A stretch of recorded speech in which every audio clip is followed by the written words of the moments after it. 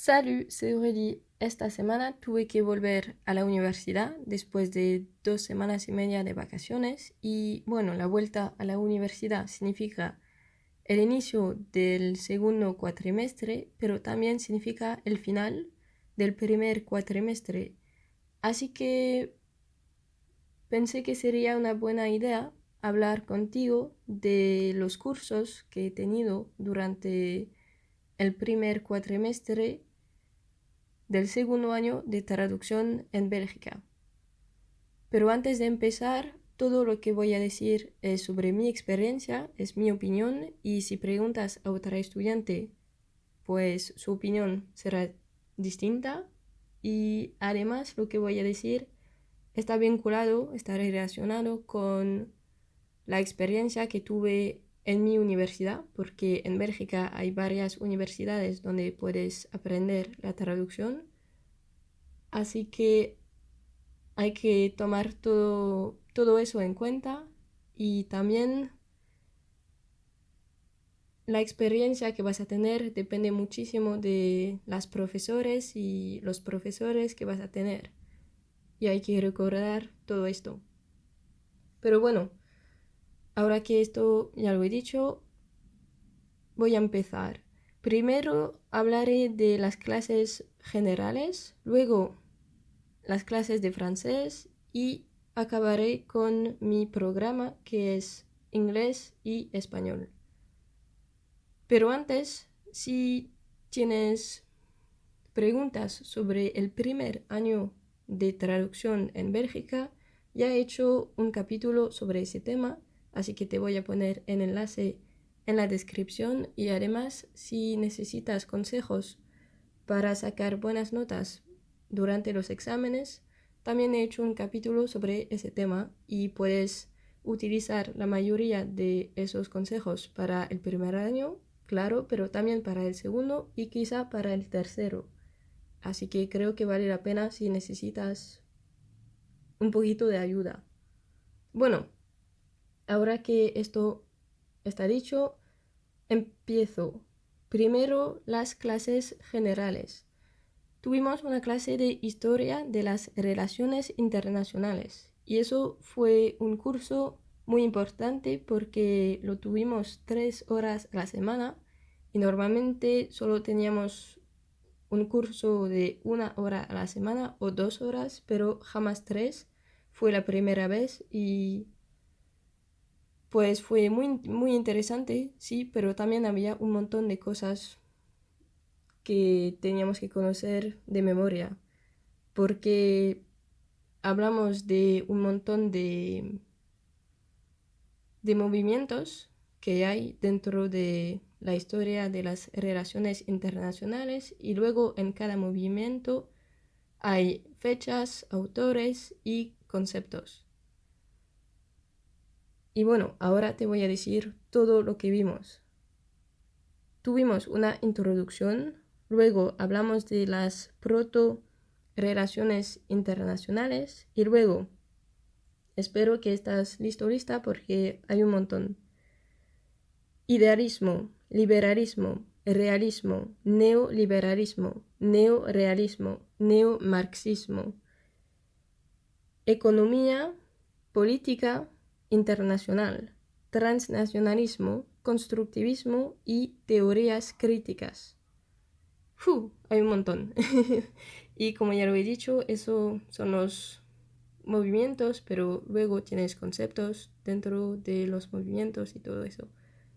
Y no hay que equivocarse entre un concepto y un movimiento, y eso es un error que hice durante el examen hace ya un mes, que la profe quería que hablemos de dos conceptos y yo hablé de dos movimientos, pero no es la misma cosa. Así que de esa experiencia hice un capítulo que se llama Consejo de último minuto para aprobar tus exámenes, lee bien las instrucciones, y creo que vale la pena escuchar ese capítulo algunos días antes de tus exámenes. Pero bueno, como lo has escuchado, aprendimos un montón de cosas y la verdad es que yo al principio no me gustaba mucho esa asignatura y solo empezó a gustarme como 3 días antes del examen, cuando realmente empecé a estudiar esa clase y ahora sí que me encanta porque al final me parece muy importante saber y conocer la historia de las relaciones internacionales para mejor entender el mundo de hoy en día. Así que supongo que pasará quizá lo mismo para ti, que al principio no te va a gustar, quizá, o quizá directamente te va a gustar, pero daré un poquito de tiempo y estoy segura de que al final te encantará. Y también teníamos una clase de tecnologías o nuevas tecnologías, no sé muy bien cómo hay que llamar esa clase. Y con esa asignatura aprendimos a utilizar Word, Excel, PowerPoint, PDF y también MemoQ, que es un programa que los traductores y las traductores utilizan para traducir proyectos. Pero estoy segura que estás pensando, pero Aurélie, ya sé cómo escribir un texto en Word, no necesito esa asignatura. Pues sí que la necesitas, porque era mucho más difícil de lo que piensas. En el sentido de que sí, claro, tuvimos que escribir algunos pequeños textos, pero fuimos mucho más profundo en las cosas que puedes hacer en Word o en Excel. Por ejemplo, tuvimos que aprender a crear una tabla de contenidos en Word y yo personalmente no sabía cómo había que hacerlo. O también aprendimos a hacer una factura en Excel y eso tampoco lo sabía hacer antes de esa clase. Así que sí, es más difícil de lo que piensas. Pero también es muy útil porque, claro, no es mañana que tendré que escribir o crear una tabla de contenidos o una factura, pero si en algunos meses necesito hacer esto, pues sabré cómo hacerlo y eso está muy interesante y muy guay. Bueno, creo que ya está para los cursos más generales. Ahora te voy a hablar de las clases de francés. Teníamos 2 tipos de clases de francés. Una parte de francés escrito y otra francés oral. Primero te voy a hablar de francés escrito.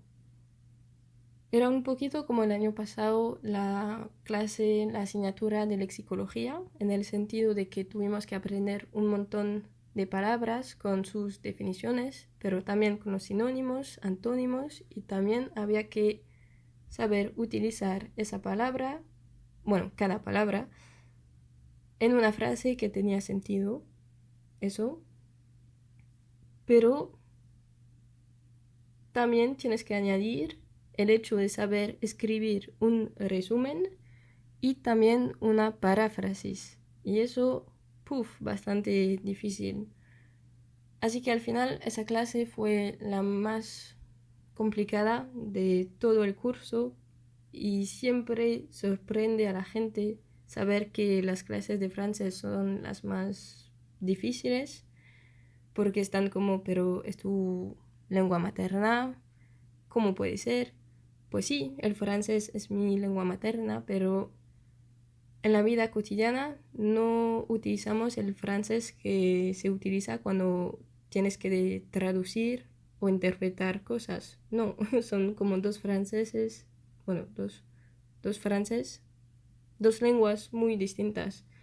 Hay el francés de la vida cotidiana y el francés que tienes que utilizar cuando trabajas.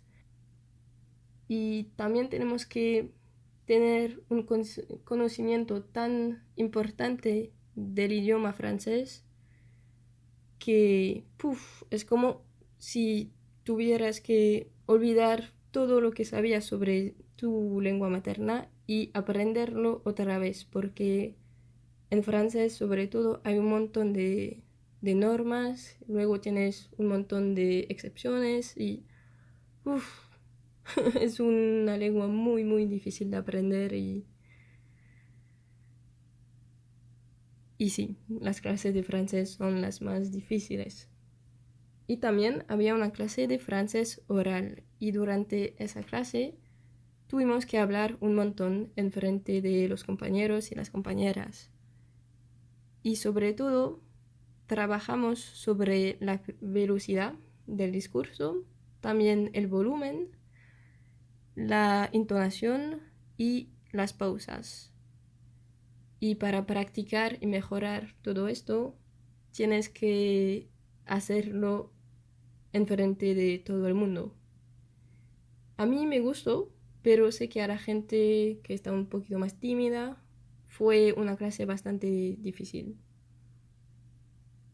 Y bueno, creo que ya está todo para las clases de francés. Ahora te voy a hablar de mi programa, que es inglés y español. En mi universidad, la mayoría de los programas son de inglés más otro idioma. Pero hay algunas excepciones porque hay gente que estudia el neerlandés y el alemán, así que ellos no y ellas no tienen ninguna clase de inglés, pero son muy pocos y muy pocas personas. Así que bueno, teníamos 4 clases de inglés. Teníamos una clase de inglés escrito, donde tuvimos que aprender un montón de vocabulario y saber utilizar ese vocabulario del francés al inglés, pero también del inglés al francés. Aprendimos vocabulario sobre las redes sociales, también la política en el Reino Unido, pero también en los Estados Unidos, porque utilizan palabras distintas. Y bueno, hay palabras similares, pero también distintas. También tuvimos que aprender expresiones idiomáticas utilizando las partes del cuerpo o animales o colores. Y también hablamos de los falsos amigos entre palabras inglesas y palabras franceses. Y ya está para esa clase.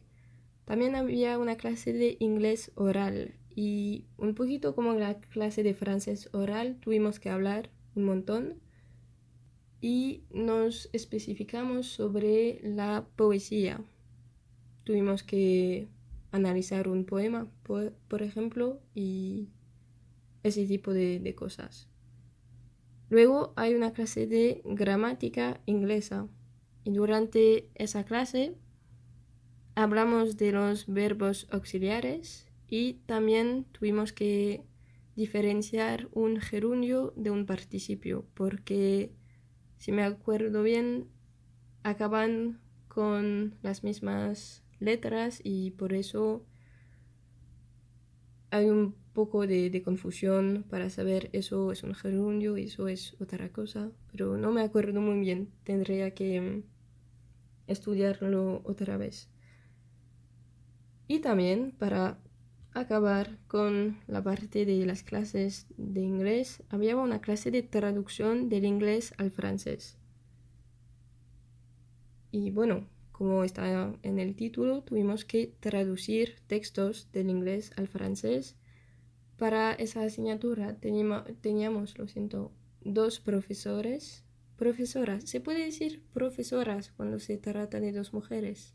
No lo sé, pero bueno. Teníamos 2 profes y era muy interesante ver que las 2 profes tenían como un camino distinto, pero al final sí que llegaban al mismo resultado. Y eso fue muy interesante. Y durante esa clase vimos un poquito de teoría, pero al final lo más importante es practicar. Así que sí, cada semana teníamos que traer una traducción que habíamos hecho y todo eso. Y ahora las clases de español. También había 4 clases distintas. Había una clase de español escrito donde aprendimos vocabulario sobre la sociedad, es decir, las drogas, la gestación subrogada, ¿qué más? La eutanasia también. Y eso era como el primer capítulo, y el segundo fue sobre el empleo, todos los tipos de salarios y todo eso. Luego, español oral, continuamos la audiodescripción como el año pasado, y también hicimos una cosa que es como casi lo que haces cuando eres intérprete, pero no exactamente. Me explico. El profe nos leía un texto, un discurso, y teníamos que tomar notas. Bueno, el discurso era en español, claro, y nuestras notas en español o en francés. Y luego tenías que decir a tu vecina o tu vecino lo que acababa de decir el profe, pero tú lo tenías que decir en francés utilizando tus notas. Así que casi es como ser intérprete, pero no exactamente. También había una clase de gramática española donde vimos un montón de cosas, pero hablamos durante la mayoría del tiempo de las preposiciones en español, de los tiempos del pasado, del imperativo, del subjuntivo, lo siento, y de la correlación de tiempos. Y sé que a mí me sigue costando un montón la correlación de tiempos y el subjuntivo. Y sé que en cada capítulo que hago en español sigo haciendo errores con el subjuntivo, porque a veces utilizo el subjuntivo cuando no debería, y cuando debería utilizarlo no lo hago. Pero bueno, lo siento por eso. Soy consciente de ese problema, pero me sigue costando. Y luego, la última clase era traducción del español al francés. Para esa clase solo teníamos una profe y no dos, pero no fue un problema de nada. Y pues sí, un poquito de teoría, pero al final solo hay que practicar un montón. Y sí, también para esa clase cada semana teníamos que traer una traducción y todo eso. Bueno, creo que ya lo he dicho todo. Y si tienes preguntas, los comentarios en YouTube, en Spotify, en Instagram también estarán abiertos. Y también si tienes una pregunta más precisa sobre esa carrera, puedes mandarme un mensaje privado en Instagram. Creo que ya lo he dicho todo. En la descripción te voy a poner 3 enlaces. Primero, el video sobre el primer año de traducción en Bélgica, luego mis mejores consejos y también consejo de último minuto para aprobar tus exámenes. Lee bien las instrucciones. Ya está, hablamos la semana que viene. Adiós.